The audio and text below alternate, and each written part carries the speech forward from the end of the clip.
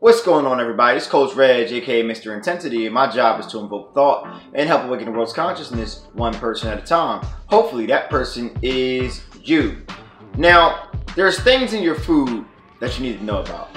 And if you haven't adopted a whole foods plant-based diet, well, after this video, hopefully you'll be thinking about doing it, because there's things in your food, cosmetics, and things you consume every single day that really will affect you and give you the things that you may have. Now, my job is to invoke thought. So after I give you this information, it's up to you to see what you're going to do about it. Have you ever heard of carcinogens?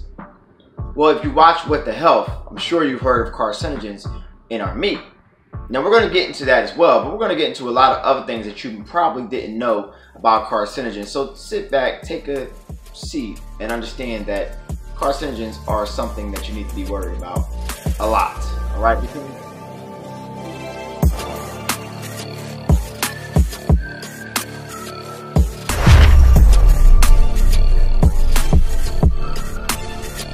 Carcinogens are something that you need to be worried about a lot, all right? Because as you know, they're trying to kill you. And okay, cool, they're trying to kill you. But to continue to eat the food after knowing they're trying to kill you is your fault. Because after that, it turns to you're trying to kill you, because you know this food is poison and you continuously eat it. So my advice to you is know it, stop doing it, and learn something else. And things like Intensity's, recipe book or things of that nature will surely help you out. So let's get into carcinogens. Now, a carcinogen is any substance that has the potential to cause cancer in living tissues. Carcinogen exposure can occur from the inhalation, ingestion, or absorption of many different types of substances into our bodies. Carcinogens act on our DNA, causing dangerous changes at the cellular level. These include a change in the rate of cell division, which increases the probability of abnormal DNA synthesis. This can lead to cancer, a group of diseases involving abnormal cell growth, and the potential to metastasize or spread to other parts of the body. Now, here are some examples of carcinogens.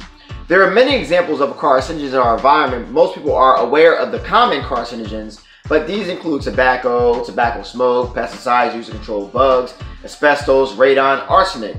But what we aren't aware of is how many carcinogens are present in our everyday products, foods, and environment. Now, some of these substances are naturally occurring, like asbestos, which is only harmful when it is breathed in large amounts.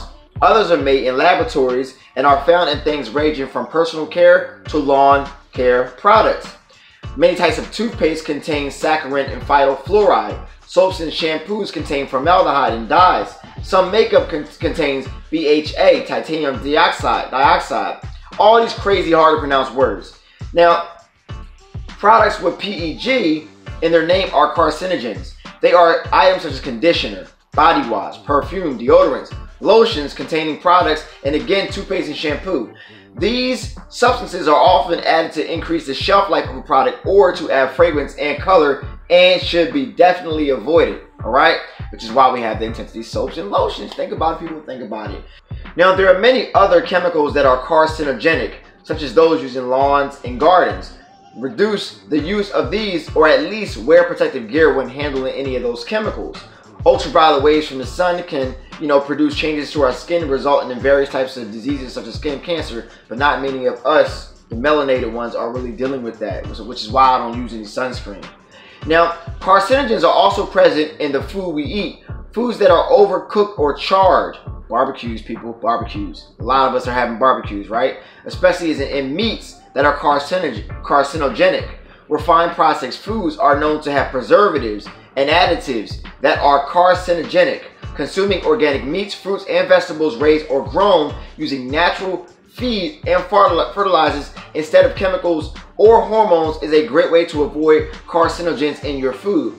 Eating a diet that is high in fat and calories can also be considered a carcinogenic lifestyle, because it can lead to obesity, which is associated with several different cancers, such as cancer of the esophagus, pancreas, colon, rectum, breast, endometrium, kidney, thyroid, and gallbladder.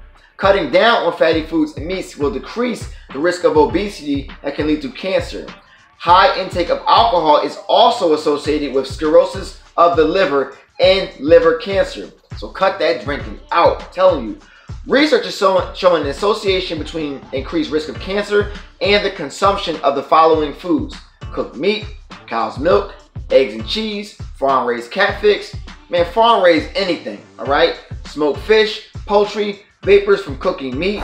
Now, they say it may be the inflammatory NEU5GC molecule found in meat that accounts for some of the increased cancer risk.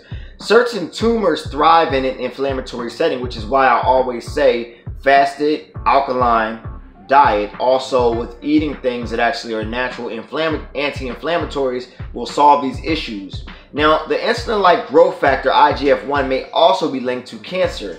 Hemi-iron found in blood and muscle tissue of animal foods may also increase the risk of cancer, as may the chemical pollutants found in meat, which can also lead to premature puberty, putting children at higher risk for cancer later in life. Now, they always say now that they have a study that actually shows parents nowadays might outlive their kids because of the chemicals the kids are actually putting into their bodies, all right? So what you feed your children are going to make a big difference in the quality of their life, because when you're going through issues at the age of 30, 35, they're going to be going to issues at actually 20 to 25 because of all the things that are actually put into their body at an earlier age, because of what they're actually putting into the food nowadays is 10 times more than what they put into the food when we were younger, all right?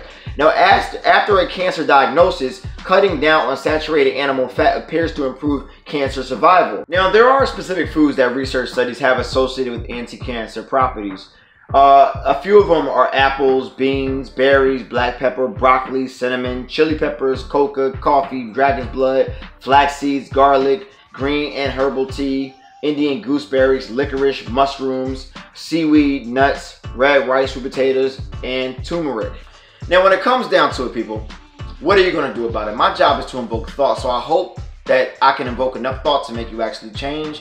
But when it comes down to it, if you need some help, get my programs. If you need some guidance, get my programs. If you need to change your cosmetic, get my products. But when it comes down to it, take some sort of step to actually change your life, because at the end of the day, they're trying to deliver poisons and poisons and poisons and poisons. And what are you going to do about it? Are you going to complain about it, or are you going to take some action and actually change your life? But I'm just here to invoke thought. So besides that, this is Coach Rez, aka Mr. Intensity, and my job is to invoke thought and help awaken the world's consciousness one person at a time. Hopefully that person is you.